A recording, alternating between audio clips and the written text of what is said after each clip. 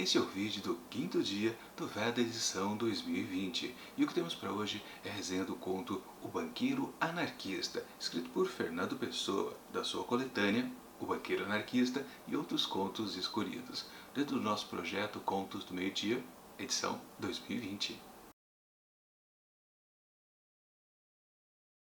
Tínhamos acabado de jantar. Defronte de mim, o meu amigo, o banqueiro, grande comerciante e assambarcador notável. Fumava como quem não pensa. A conversa, que fora amortecendo, jazia morta entre nós. Procurei reanimá-la, ao acaso, servindo-me de uma ideia que me passou pela meditação. Voltei-me para ele, sorrindo. E assim começa O Banqueiro Anarquista, escrito por Fernando Pessoa, que conta a história desses dois amigos que estão ali conversando e realmente logo em seguida, no parágrafo que vem depois, já começa o diálogo entre eles. E este narrador aqui da história pergunta para o amigo, né? Olha, ouvi dizer que você foi um anarquista. Ele prontamente responde, o amigo, não, eu não fui. Fui e sou. Eu sou um anarquista. E aí começa a dúvida do narrador aqui, que pergunta, mas peraí, que negócio é esse? Como você pode ser um anarquista? Você é um banqueiro.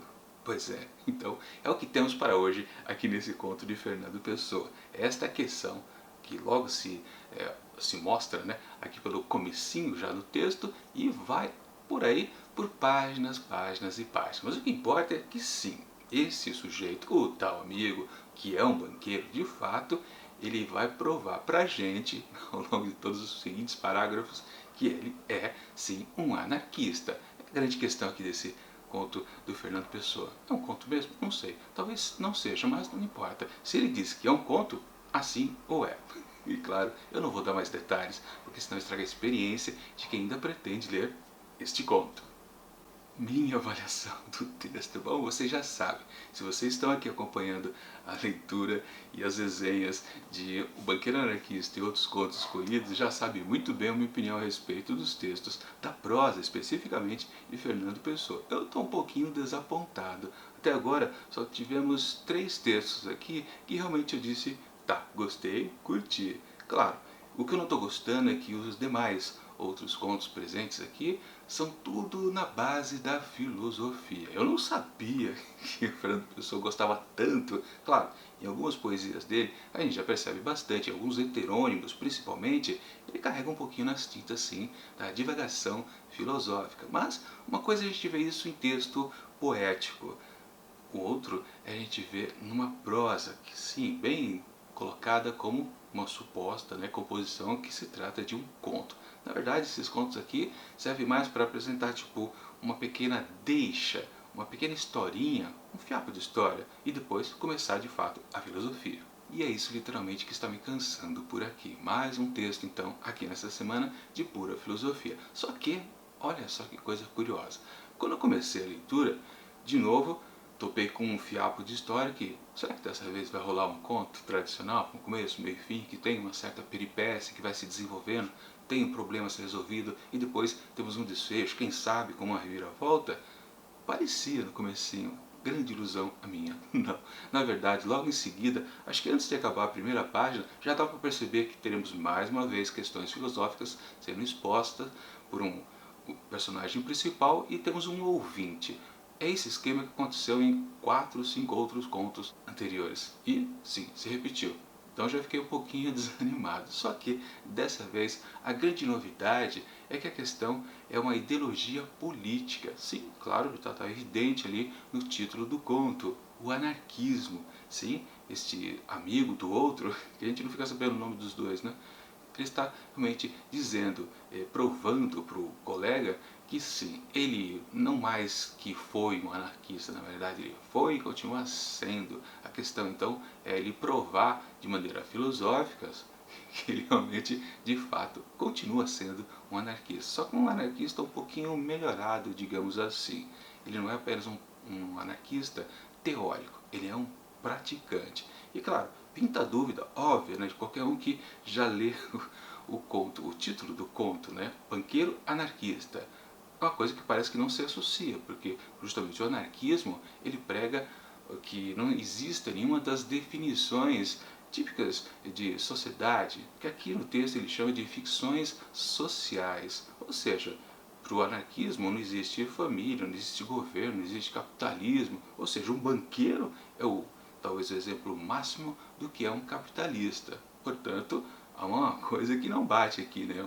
Um banqueiro não pode ser um anarquista não pode ser um banqueiro, mas este personagem aqui, ele prova que sim, é possível associar as duas coisas que parecem não se comunicar.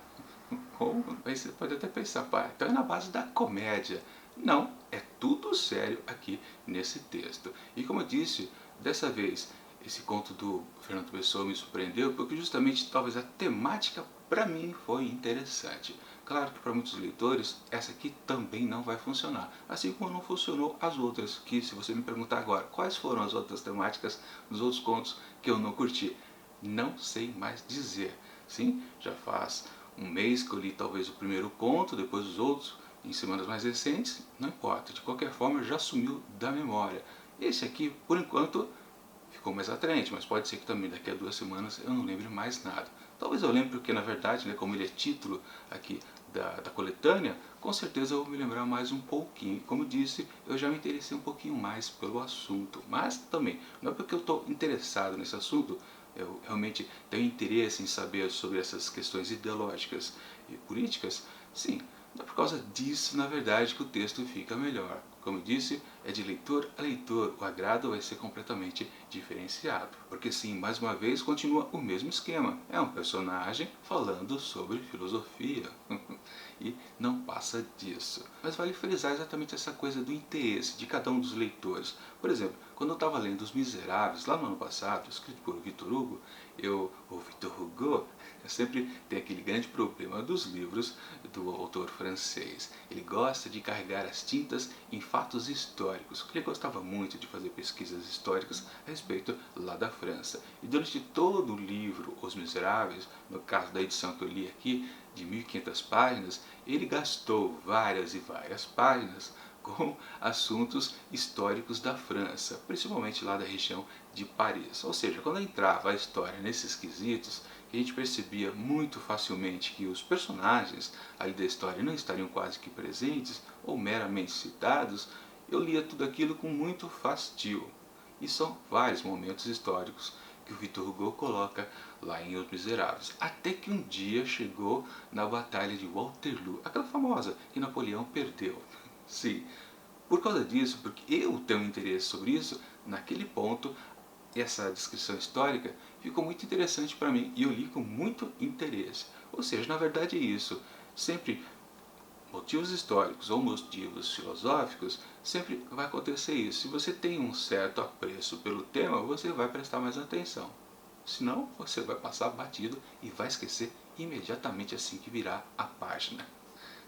Não tem como duvidar disso. Mas claro, não é porque dessa vez eu curti o tema que eu vou, por exemplo, atribuir uma grande de uma nota. Não, também não posso me iludir, né, pensando que dessa vez Fernando Pessoa acertou só porque ele me agradou. Eu tenho que continuar sendo um pouquinho parcial, né? Se ele não me agradou das outras vezes porque estava fazendo o mesmo esquema narrativo, também dessa vez não pode, né, merecer uma grande nota. Eu já estou dizendo isso porque eu já estou quase dizendo quanto eu atribuí para esse conto aqui do Fernando Pessoa, porque realmente não tem mais o que dizer. E principalmente, né? Claro, na verdade, mas é porque talvez o meu interesse fez com que o desdobramento dessa narrativa dele dizer pra gente por que uma coisa é possível se conectar com a outra, o anarquismo e também o fato dele ser um capitalista banqueiro funciona. Pois aqui a gente também tem um ponto interessante. Ele se estrutura esse texto como um certo mistério. Desde o começo dele, a gente tem essa não possibilidade de encontro desses dois termos. Então fica uma grande curiosidade nossa, como leitor, do momento que esse personagem vai explicar para a gente como que ele é um banqueiro e um anarquista ao mesmo tempo. Sim, vai demorar bastante, praticamente só nas 5 últimas páginas, mais ou menos, que ele de fato esclarece. E na verdade, um pouquinho antes, já dá para a gente começar a pensar a respeito disso, que sim, era a única opção possível, mesmo que a gente não seja entendido exatamente nesses termos de ideologia política. sendo aprofundado em anarquismo ou qualquer outra, como capitalismo, socialismo e por aí vai. Não importa. No fundo, do jeito que ele já vai explicando para o amigo, a gente já consegue deduzir, ah tá, o final é exatamente isso. De fato, eu meio que cheguei exatamente no que ele ia dizer ao final. O que também não tem problema, porque o texto ele funciona, é uma boa explanação filosófica dos termos que ele defende, não é cansativo, como eu achei das outras vezes, mas claro, de novo, talvez eu não tenha achado cansativo dessa vez porque eu curti. Ou seja, não tem saída esse texto. É o único motivo de eu ter gostado, é porque eu gosto. Portanto, para O Banqueiro Anarquista, escrito por Fernando Pessoa, eu atribuo 4 asteriscos. Na verdade, não tem como dar 4,5 ou 5 para isso, porque realmente, das outras oportunidades que também tinha filosofia e eu curti mais um pouco, eu também atribuí a mesma nota, 4 asterisco. Então, não vou melhorar a nota só porque eu gostei mais um pouquinho. É isso.